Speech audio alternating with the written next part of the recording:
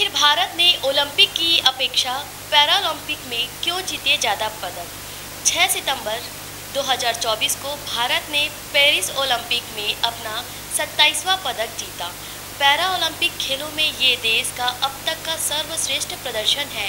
ये भारतीय खेल प्रेमियों के लिए खुशी और गर्व की बात है, लेकिन इसके साथ ही कई लोग इस सफलता से हैरान भी हैं।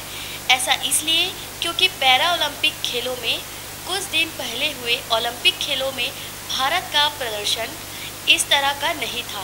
भारत ने 110 खिलाड़ियों का दल ओलंपिक खेलों के लिए भेजा था।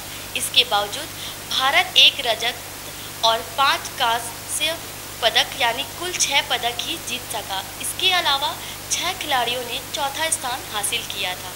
पैरा ओलंपिक खेल में भारत की तरफ से 84 खिलाड़ी गए थे और इन खिलाड़ियों ने ओलंपिक से 4 गुना ज़्यादा पदक हासिल किए हैं। ये कहानी सिर्फ भारत के ही नहीं बल्कि ब्रिटेन, यूक्रेन और नाइजीरिया जैसे देशों के साथ भी ऐसा ही हुआ है। ऐसे में कई लोग हैरान हैं कि कुछ देशों में ओलंपिक के मुकाबले पैरा ओलंपिक खेलों में बेहतर प्रदर्शन कैसे किया है। वैसे तो ये जान लेना चाहिए कि दोनों इवेंट की तुलना सही नहीं होंगी, क्योंकि दोनों ही इवेंट में प्रतियोगिताओं का स्तर अलग अलग होता है। साथ ही इसमें हिस्सा लेने वाले खिलाड़ियों की मानसिक और शारीरिक क्षमता भी अलग अलग होती है। ऐसा कहा जाता है कि एक तरह जहां ओलंपिक किसी खिलाड़ी के शारीरिक स्तर की परीक्षा होता है या एक इंसान का शरीर कितनी क्षमता रखता है उसका परीक्षण करता है, वही पैरालंपिक किसी शख्स के दृढ़ संकल्प और साहस का परीक्षण करता है। अब ओलंपिक और पैरालंपिक खेलों में पदक हासिल करने में ऐसा अंतर क्यों है? इसके पीछे कई कारण हैं, साथ ही आंकड़े भी अपनी कहानी खुद बयां करते हैं। सबसे पहले बात तो ये है कि पैरा ओलंपिक में ओलंपिक की तुलना से ज़्यादा मेडल दिए जाते हैं और कम देश इसमें हिस्सा लेते हैं।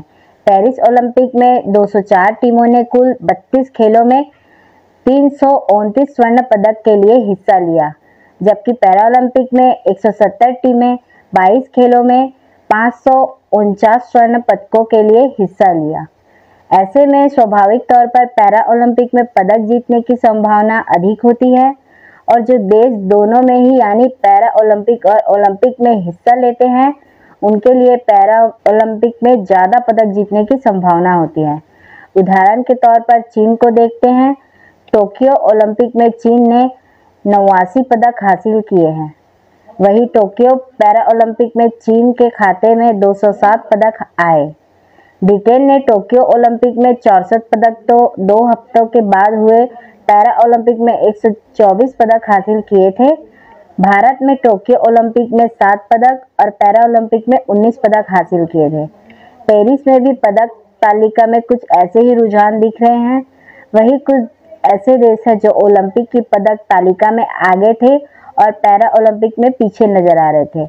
इन देशों में अमेरिका और जापान जैसे देश शामिल हैं, लेकिन नाइजीरिया, यूक्रेन और भारत जैसे देशों में पैरा ओलंपिक में बेहतर प्रदर्शन किया है।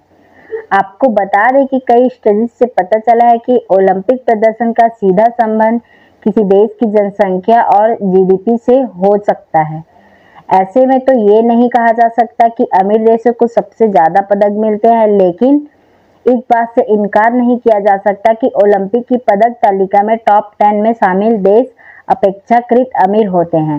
पैरालंपिक के मामले में 2 चीज़ें जो पैसों से ज़्यादा निर्णायक है वो है देश की स्वास्थ्य सुविधाएं और विकलांगता के प्रति रवैया।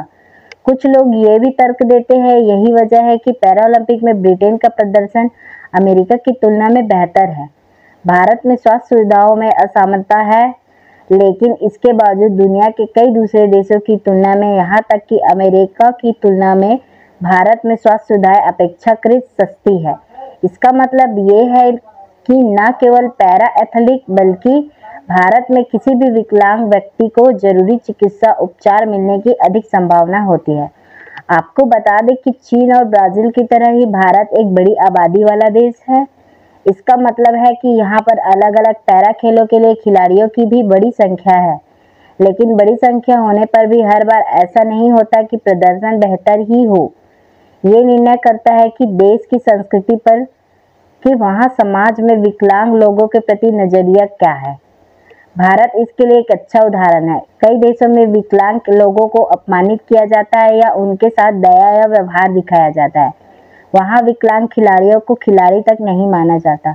इस मामले में भारत कोई अपवाद नहीं था, लेकिन हाल ही दिनों में सामाजिक स्तर पर और खेलों के नजरिए से भी बड़ा बदलाव देखने को मिला है। ये कहा जा सकता है कि पैरा ओलंपिक में भारत के प्रदर्शन में यही नजरिया झलका है। पिछले दशकों में पैरा स्पोर्ट्स को लेकर जागरूकता बढ़ी है, इसलिए केंद्र और राज्य स्तर पर खिलाड़ियों के फंड में भी इजाफा हुआ है। आपको बता दें कि 2010 में देश में राष्ट्रमंडल खेलों का आयोजन हुआ था। इसके बाद से खेल मंत्रालय ने अंतर्राष्ट्रीय पदक जीतने वाले नियमित और पैरा एथलीट खिलाड़ियों को दिए जाने वाले नगद पुरस्कार की कीमत को बरामद कर दिया। इस मामले में हरियाणा काफी आगे है।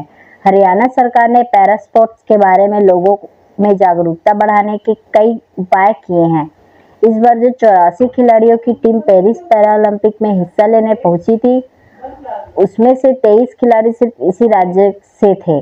हरियाणा ने पैरा एथलीटों को भारी पुरस्कार, सरकारी नौकरियां और सम्मान देकर इन खेलों को बढ़ावा दिया है और इसमें आम लोगों के बीच पैरा स्पोर्ट्स को प्रतिष्ठा मिली है। सौरभ दुग्गल ने BBC पंजाबी में छपे अपने एक लेख में बताया कि कैसे कई राज्य पैरा स्पोर्ट्स में हरियाणा के नक्शे कदम पर चल रहे हैं।